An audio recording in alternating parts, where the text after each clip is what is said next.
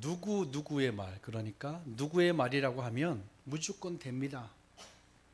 아니면 누구의 소개라면 볼 것도 없습니다.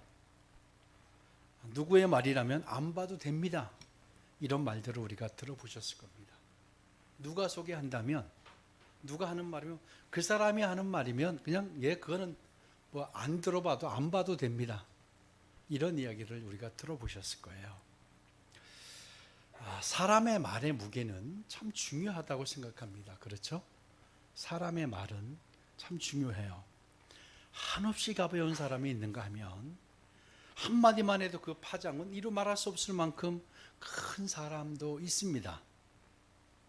그래서 이 말의 무게는 그 사람이 살아온 삶의 결과라고 해도 과언이 아닙니다.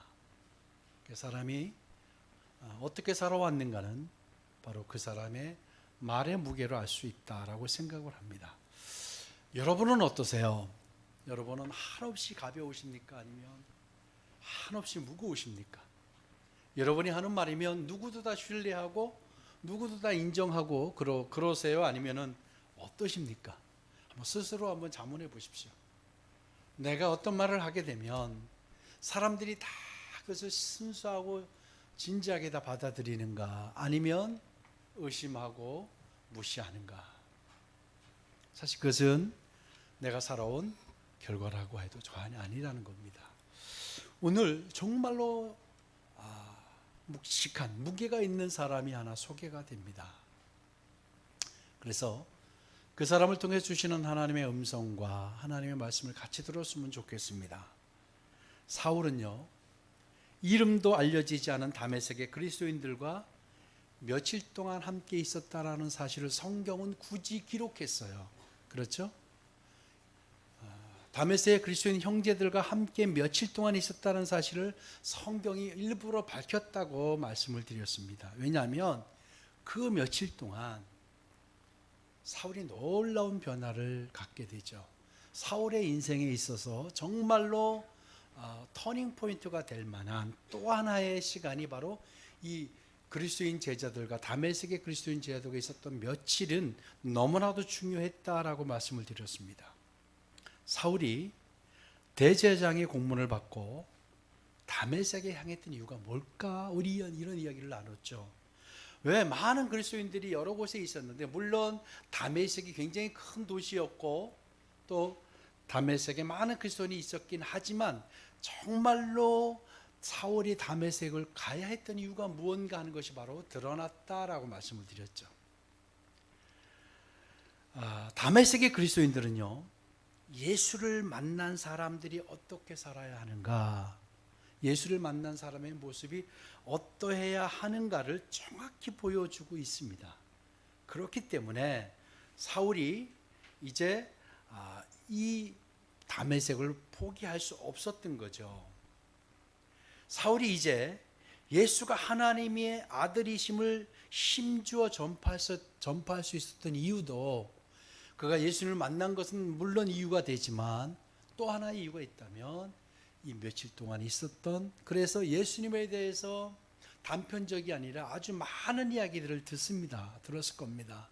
예수님의 탄생과 또 예수님의 일하심과 예수님의 죽으심, 또 다시 살아나심, 부활하심, 승천하심, 이 모든 이야기를 이 며칠 동안 다메섹의 제자들로부터 사울은 듣게 되었고 깊이 알게 되었습니다. 자, 다메섹의 그리스도인 형제들은요, 사울이 다메섹을 온 이유를 분명히 알고 있었어요. 그렇죠? 그럼에도 불구하고 그 사울을 서슴지 않고 형제로 받아들였습니다. 공동체 일원으로 흔쾌히 인정했다는 의미가 됩니다. 비록 자신들을 해하고자 했던 사람이었어요. 그렇죠? 사울이.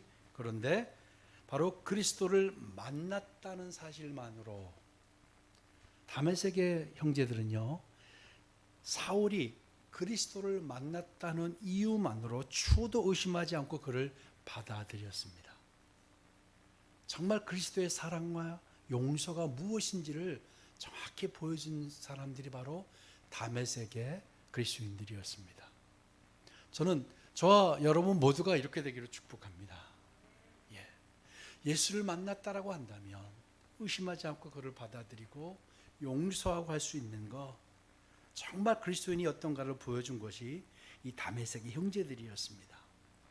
이 사실만으로도 사울이 다메섹의 그리스도인들을 잡아들이려고 했던 이유가 설명된다고 생각합니다. 사울은요, 다메섹의 제자들을 통해 예수 그리스도에 대해 깊이 알게 되었고요, 그로 인해 뜨거운 열정을 주체할 수가 없어서 즉시로 뛰쳐나가 복음을 전하죠.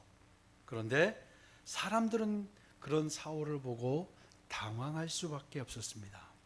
그렇지 않겠습니까? 예수를 믿는다는 사람들을 잡아 죽이려고 했던 사람이 갑자기 예수가 하나님의 아들이다라고 전파하기 시작했어요. 유대인들은 그런 사울을 그냥 두고 볼 수가 없었습니다. 이것은 그래서 그를 배교자로 생각을 합니다. 여러분, 우리가 예수를 믿다가 불교로 전향한다든가 불교에서 우리 기독교를 전향한다든가 하는 정도가 아니에요. 이것은 유대인들에게 있어서 이 배교자로 낙인을 찍히면 그 공동체에 살 수가 없어요. 그러니까 이 대단히 아주 큰 일이었어요. 배교자로 낙인을 찍은 거예요. 결국 이 사울을 그냥 둘 수가 없게 되었고 그를 잡아주기를 공모하게 이르게 되죠. 밤낮으로 성문을 지킵니다. 그리고 그러자 제자들은 한밤에 사울을 광주리에 담아 성 밖으로 달아내릴 수밖에 없게 되었습니다. 그래서 이 다메섹에서의 복음 사역은 마치 실패와 같이 끝이 났습니다. 극적으로 예수님을 만났다고는 하지만 또 이제 제자들로부터 그리스도인들로부터 들었다고는 하지만 아직은 그가 다 어설플 수밖에 없었을 거고, 또 주님은 그런 사울이 완전히 준비되었다고 보지 않으셨던 것 같아요.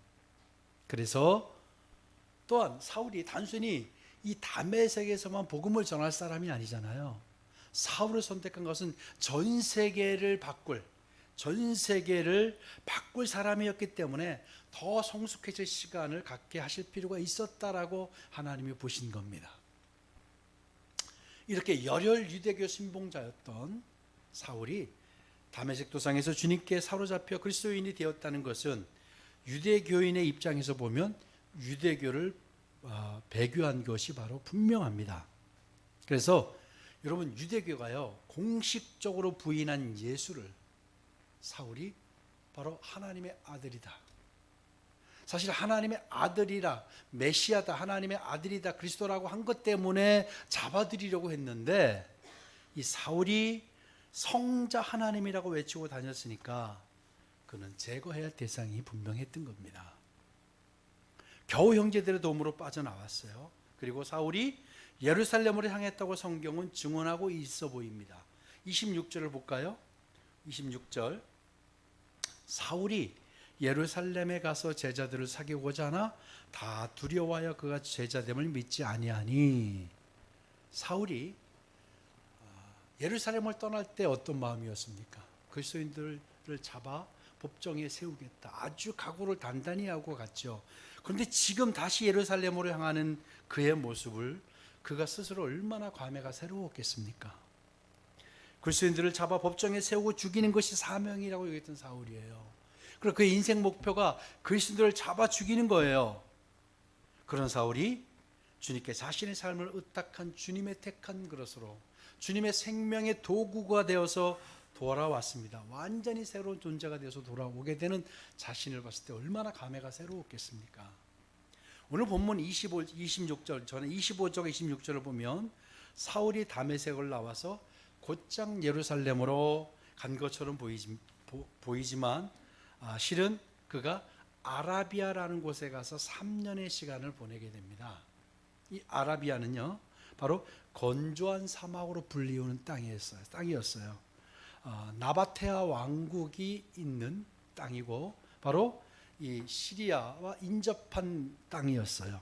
그리고 그 땅은 주후 105년에 로마에 편입이 됩니다. 그곳에 가서 아라비아 가서 3년을 그가 있어요. 그 사실을 갈라디아서 1장 17절에 19절까지 보면 그 사실을 알 수가 있는데 한번 보실까요? 우리 같이 읽습니다. 또 나보다 먼저 사도된 자들을 만나려고 예루살렘으로 가지 아니하고 아라비아로 갔다가 다시 다메섹으로 돌아갔노라. 그 후 3년 만에 내가 게바를 방문하려고 예루살렘에 올라가서 그와 함께 15일을 머무는 동안 주의 형제 야고보 외에 다른 사도들을 보지 못하였노라. 아멘. 사울이 3년 만에 정말 새로운 사람이 되어서 예루살렘으로 돌아옵니다. 사울이 예루살렘으로 돌아온 것은 다름 아닌 제자들과 사귀기 위함이었어요. 26절에 말하고 있죠. 사울은 아라비아에서 3년의 시간을 보내면서 많은 생각들을 하게 되었을 겁니다. 정말 그가 많은 묵상과 기도로 시간을 보냈을 거예요. 사실은 그가 복음을 전했을 때 배교자로 낙인 찍혔으니까 아마 적잖이 실망도 했을 것이고 상심도 있었을 거예요. 그렇게 3년의 시간을 아라비아에서 보냈습니다. 드디어 이제 그가 때가 되었다고 판단한 사울이 예루살렘으로 가기로 하고 제자들을 만나 사귀고자 했습니다. 여기서 사귀고자 했다는 건 서로 인사하고 아는 정도가 아니라 같이 함께 동역하고자 하는 마음이었어요. 그렇게 해서 예루살렘으로 이제 향했습니다. 그런데 예루살렘에 갔는데 자신의 생각과는 달리 또 엄청난 일이 벌어지죠. 예루살렘에 있는 교인들이 자신을 받아들이지 않아요. 뿐만 아니라 제자들도 사울을 믿지 않아요. 여러분, 사울의 마음이 어땠을까요? 그렇죠? 물론 자신이 과거에 한 일이 있지만 그래도 정말 자신은 지금 변했잖아요. 우리는 알고 있죠. 사울이 변했어요. 그래서 그런 마음에 아라비아에서 3년 동안 있다가 더 마음을 다지고 더 묵상하고 해서 이제 돌아왔는데, 예루살렘에 돌아왔는데 예루살렘에 있던 교인들뿐만 아니라 지도자였던 제자들도 사울을 믿지 않고 그를 두려워하고 있었다라는 거예요. 얼마나 힘들었을까요? 아마 그건 여전히 믿지 못할 사람이라는 주온 글씨를 갖게 되었을 겁니다. 예수를 만나는 정말 사울은 변했어요. 그런데 이 이야기가요, 28절에 가면 그를 향한 인식과 불신이 완전히 반전이 되는 이야기가 28절에 나옵니다. 한번 보실까요? 같이 읽습니다. 사울이 제자들과 함께 있어 예루살렘에 출입하며. 아멘. 자, 사울이 제자들과 함께 있게 돼. 26절에서는 제자들이 그를 다 두려워하여 제자됨을 믿지 아니했는데 28절에 가면 사울이 제자들과 함께 있어 예루살렘에 출입하며 라고 했어요. 이 말은 이제 사울에 대한 불신이 사라졌을 뿐만 아니라 같이 다니면서 했다는 이야기는 뭐예요? 이제 사울로 인해서 있을 자신들도 곤란도 다 감수하겠다는 거니까 그걸 다 믿고 이제 같이 다니기, 전도하기 시작했다는 거예요. 그렇다면 이 짧은 시간에 무슨 일이 있었기 때문에 이런 변화가 있었을까요? 궁금하지 않으세요? 아니, 어떻게 이들이 이걸 받아들이게 되었을까? 그 두려움과 불신과 의혹에 어떻게 해소되었을까? 바로 오늘 본문 27절이 그 해답을 주고 있습니다. 27절로 다시 돌아갑니다. 같이 읽겠습니다. 시작. 바나바가 데리고 사도들에게 가서 그가 길에서 어떻게 주를 보았는지와 주께서 그에게 말씀하신 일과 다메섹에서 그가 어떻게 예수의 이름으로 담대히 말하였는지를 전하니라. 아멘. 바나바라는 사람이 등장을 합니다. 바나바라는 사람이 사울을 데리고 제자들에게 가서 사울에 대해서 상세히 설명과 이야기를 했다는 거예요. 그랬을 때 의혹을 해소시켜 주었는데 도대체 바나바가 어떤 사람이길래 바나바의 말 한마디에 그 불신과 대적으로 일관했던 사람들이 순식간에 형제로 받아들일 수 있었을까요? 여러분 궁금하지 않으십니까? 도대체 이 바나바라는 사람이 어떤 사람이길래 바나바가 해명하니까 다 주의 형제들이 그를 다 품고 다 받아들여서 불신을 거뒀다라는 거예요. 마침 바나바에 대해서 사도행전 4장 36절 37절이 소개를 했었습니다. 여러분 기억하시는지 모르겠는데 한번 같이 읽겠습니다. 시작. 구브로에서 난 레이족 사람이 있으니 이름은 요셉이라. 사도들이 일컬어 바나바라. 번역하면 위로의 아들이라 하니. 37절. 그가 밭이 있음에 팔아 그 값을 가지고 사도들의 발 앞에 두니라. 아멘. 바나바는 초대교회 초기부터 신실한 자였어요. 자신의 밭을 팔아 들었을 만큼 믿음도 출중했던 인물이에요. 그리고 지금 이로부터 예루살렘에 이로부터 13년이 지난 후에 사울이 이제 고향 다소로 내려가서 집고하듯이 정말로 실패 쓴 잔을 맛보고 정말로 그렇게 해서 다소에서 보낸 그때 그 해 찾아가서 그를 다시 일으켜서 안디옥교로 데리고 와서 같이 목회하다가 이제 세계 전도 여행을 가게 되게 하는 인물이 바나바였습니다. 바나바는 사울의 인생에 있어서 정말로 중요한 사람이었어요. 사울의 인생에 중요한 인물이었어요. 바로 상심하고 의기소침해 있을 때, 사람들에게 변절자로 낙인 찍혀 곤란을 겪고 있을 때마다 찾아와서 그를 다시 세우고 해명하고 일으켜주고 손잡아 주었던 사람이 바나바였습니다. 자, 바나바가요 얼마나 믿음직하고 신실한 사람이었으면 이렇게 사람들이 한마디로 받아들였을까요? 정말 바나바의 삶의 모습이 어떠했기에 이런 일이 일어날까요? 궁금하지 않으십니까? 우리 그냥 적어도 이런 상상을 할 수 있을 것 같아요. 적어도 바나바는 말과 행동이 다르지 않은 사람이었다. 그렇죠? 바나바가 말과 행동이 다른 사람이었다라고 한다면 바나바가 설명하고 해명했는데 사람들이 믿겠습니까? 인정하겠습니까? 적어도 바나바는 말과 행동이 다르지 않았다. 그리고 바나바의 말은 무기가 있는 사람이었다라고 생각을 합니다. 바나바의 말 한마디로 사람들이 마음을 다 돌릴 정도라면 얼마나 그가 신뢰를 얻고 있었는가 우리가 상상할 수 있지 않겠습니까? 바나바의 설명만으로 그토록 적대적이었던 사람들이 마음을 바로 해소시켜 주었다라는 거예요. 예, 바나바가 어떤 사람이었을까? 성경이 바나바에 대해서 많은 이야기를 구체적으로 하고 있지. 그의 사역을 같이 전도여행을 다니면서 이런 이야기를 하고 있지만 우리가 여러 곳에서 바나바를 우리가 좀 알아볼 수 있는데요. 바나바는 물질에 초연했던 사람 가운데 하나입니다. 이게 중요한 포인트인데요. 그가 물질에 초연했던 사람이었고 또 많은 사람을 위로했던 사람이었다는 걸 우리는 알 수가 있습니다. 그래서 그를 요셉이라는 이름이 있었는데 불구하고 제자들이 어떻게 불렀다고요? 위로의 아들이라고 그를 불렀었습니다. 바나바다라고 그를 불렀던 겁니다. 여러분, 그래서 저는 정말 신실한 그리스도인이 어떤 모습인가에 대해 중요한 사실을 알게 됩니다. 그래서 우리가 2023년을 어떻게 살아내야 하는지를 오늘 바나바를 통해서 우리에게 말씀하신다고 저는 믿습니다. 첫째, 바나바는 물질에 초연했다고 했습니다. 이것이 왜 중요하냐면 여러분, 하나님의 복을 누리고 하나님의 복을 흘려보낼 수 있는 비밀입니다.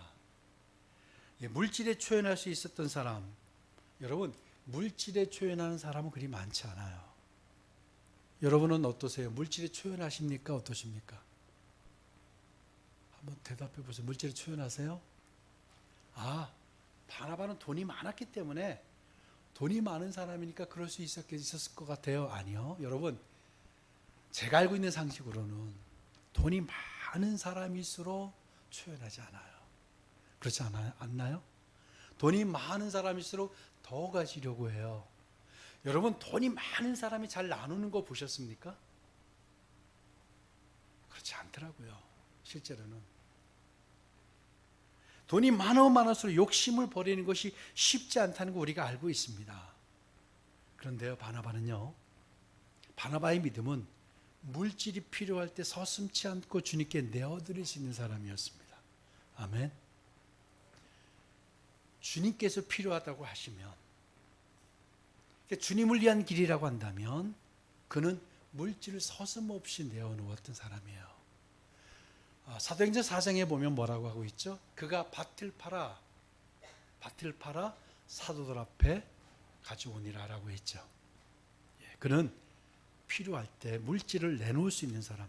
결론적인 이야기지만요, 이런 사람이었기 때문에 하나님께서 물질을 주셨다라는 거예요. 여러분, 물질을 많이 받기 원하시죠? 믿음의 본질이 물질은 아니지만 여러분, 다 하나님께 물질의 축복 받기 원하시죠? 원하지 않으세요? 원하지 않으시는 것 같네요. 다 원해. 여기 제가 볼 때 한 분도 원하지 않는 분은 없을 거예요. 다 원해요. 근데 왜 우리가 물질의 축복을 잘 못 받을까요? 우리가 물질을 경영하는 원리를 우리가 잘 모르기 때문입니다. 바나바는 필요할 때마다 물질을 흔쾌히 내놓을 수 있는 사람이었다라는 거예요. 그리고 물질이 필요한 사람에 흘려보낼 수 있는 사람이었어요. 바나바는 다른 사람을 돕고 베푸는 일에 조금도 주저하지 않는 사람이었음을 알게 됩니다.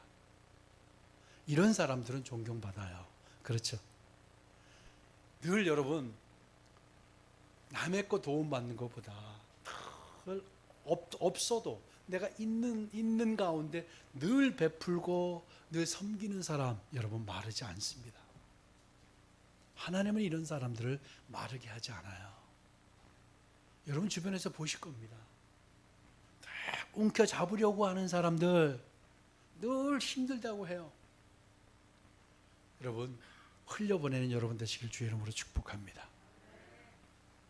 바로 신실한 그리스도인의 모습 가운데 하나가 뭐냐면 물질에 초연하는 거예요. 어렵습니다. 근데 바나바는 그걸 할 수 있는 사람이었어요. 또 바나바는요, 위로의 사람이었다고 말하고 있어요. 신실한 그리스도인의 또 하나의 모습이 뭐냐면 위로하는 사람입니다. 그런데 자세히 나를 한번 돌아보세요. 내가 위로하는 사람이었는가? 내가 위로받기를 원하는 사람이었는가? 여러분 어떠세요? 늘 내가 사람들을 위로하고 늘 세워주는 사람이셨어요? 위로받기를 원하셨어요? 아마 위로하는 것보다 위로받기를 원했던 적이 많을 겁니다.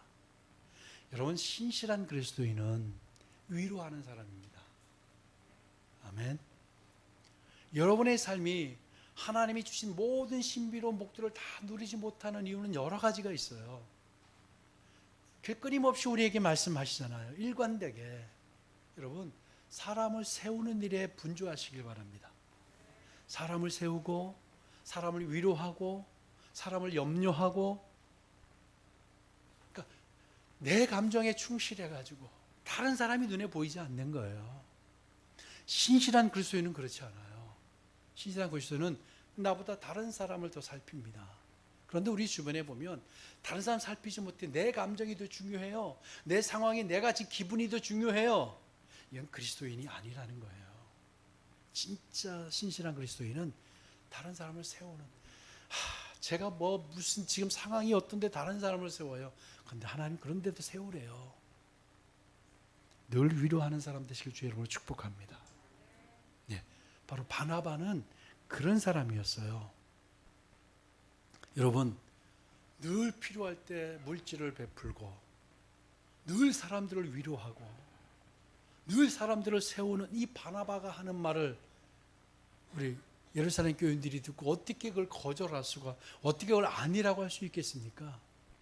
여러분, 그럴 수 있겠다. 아니요. 사울을 그렇게 받아들이기가 어려워요. 여러분, 사울보다 더 약한 사람도 우리는 못 받아들이잖아요. 저 사람은 내가 안 돼. 못 받아들이잖아요.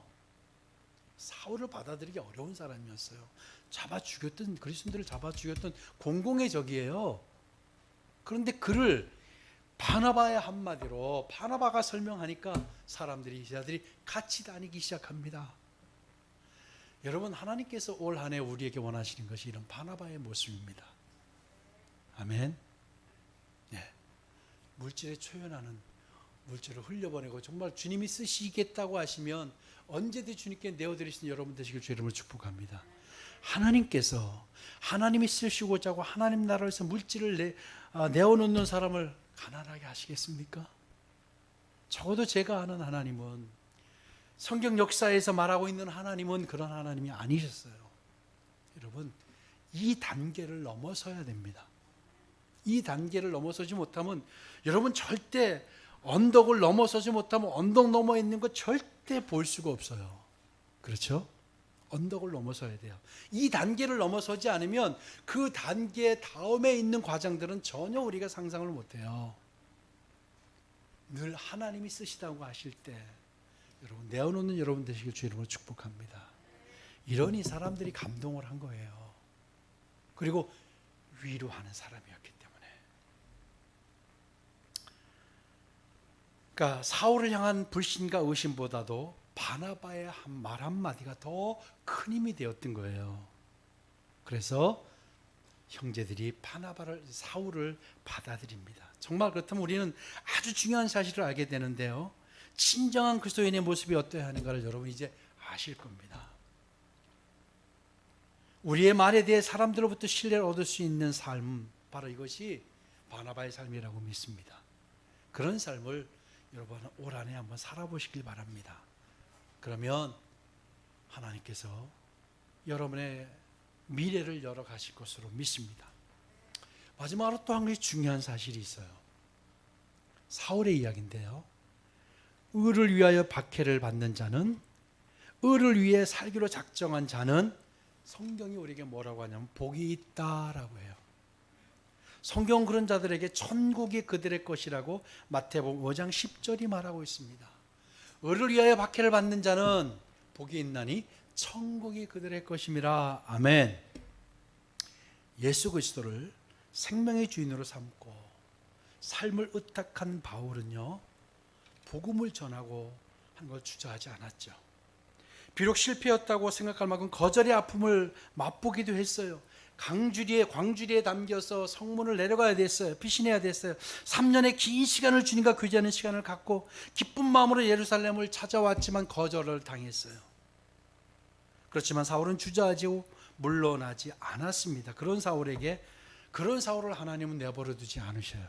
그래서 주님의 뜻을 따라 살고자 했던 사울을 주님께서 책임져 주기 시작하십니다. 바로 하나님께서 이미 시간과 공간을 초월해서 사울을 책임져 주시고자 바나바를 예비해 두신 겁니다. 아멘. 사울의 인생 앞길에 미리 바나바를 예비하심으로써 사울이 주의 길을 포기하지 않게 하셨다는 것. 다시 이야기하면 자신을 주님께 송두리째 의탁한 사람 앞에 시간과 공간을 초월한 바나바와 같은 사람을 주님께서는 예비하신다는 사실을 기억하시기 바랍니다. 어떤 사람? 자신을 주님께 온전히 맡긴 사람은 이미 하나님께서 예비하셔서 그런 사람을 만나게 하시고 때를 따라 꼭 필요한 시점에 그런 사람을 하나님께서 세우신다라는 거예요. 주님을 따르기로 했다면 눈에 보여지는 상황으로 낙심과 상심에 빠질 이유가 이제는 없다는 거 여러분 믿으시기 바랍니다. 주님을 의탁한 자는, 왜냐하면 반드시 주님이 책임져 주심을 여러분 아시기 바랍니다. 눈이 보이지 않았던 사울을 위해 누구를 보냈죠? 가장 존경받는 아나니아를 하나님께서 보내셨고요. 그가 배교자라고 낙인 찍혀서 오갈 데 없을 때 다메섹의 제자들이 그를 구했어요. 그리고 예루살렘에서 제자들에게 불신당하고 외면당할 때 바나바를 예비하셨잖아요. 여러분, 이와 같이 우리 인생 앞길에도 하나님이 예비한 사람이 있습니다. 우리가 하나님께 삶을 송두리째 의탁할 때, 온전히 맡길 때 이런 사람을 만나게 하시는 거예요. 데살로니가후서 3장 3절과 13절 16절을 보면 하나님께서 이렇게 말씀하십니다. 주는 미쁘사 너희를 굳건하게 하시고 악한 자에게 지키시리라. 아멘. 그리고 13절 형제들아 너희는 선을 행하다가 낙심하지 말라라고 말씀하세요. 그리고 16절에 평강의 주께서 친히 때마다 일마다 너에게 평강을 주시고 너희 모든 사람과 함께 하시기를 원하노라 했습니다. 그리고 갈라디아서 6장 9절도 이렇게 말합니다. 우리가 선을 행하되, 같이 읽습니다. 우리가 선을 행하되 낙심하지 말지니 포기하지 않으면 때가 이름에 거두리라. 아멘. 역대상 12장 22절이 이렇게 우리에게 말하고 있습니다. 그때에 사람이 날마다 다윗에게로 돌아와서 돕고자 하매 큰 군대를 이루어 하나님의 군대와 같았더라. 아멘. 여러분의 삶에 여러분을 돕고자 하는 사람들이 몰려와서 큰 군대를 이루어 하나님의 군대와 같게 되기를 주의 이름으로 축복합니다. 예, 사울과 같이 정말로 하나님을 의탁한 사람에게는 하나님이 군대와 같은 사람들을 보내실 줄로 믿습니다. 바로 바나바 같은 사람을 하나님께서 보내실 것이고, 아나니아 같은 사람을 보내실 것이고, 다메섹에 그리스도 형제들 같은 사람을 보내실 것이고, 그 위에 그가 사역을 할 때마다 얼마나 많은 사람들을 하나님 붙이셨습니까? 하나님께서 시간 공간을 초월해서 사람들을 예비하셨다는 거예요. 여러분, 2023년도 이 바나바를 보고 또 사울을 보면서 여러분 비밀을 여러분 붙드시길 주의 이름으로 축복합니다. 여러분의 것으로 만드세요. 예. 바나바 같이 되시고 또 사울과 같이 되시기를 주의 이름으로 축복합니다. 예. 큰 군대를 이루어서 하나님의 군대와 같은 일들이 우리 안에도 일어날 줄로 믿습니다. 아멘. 같이 기도하겠습니다.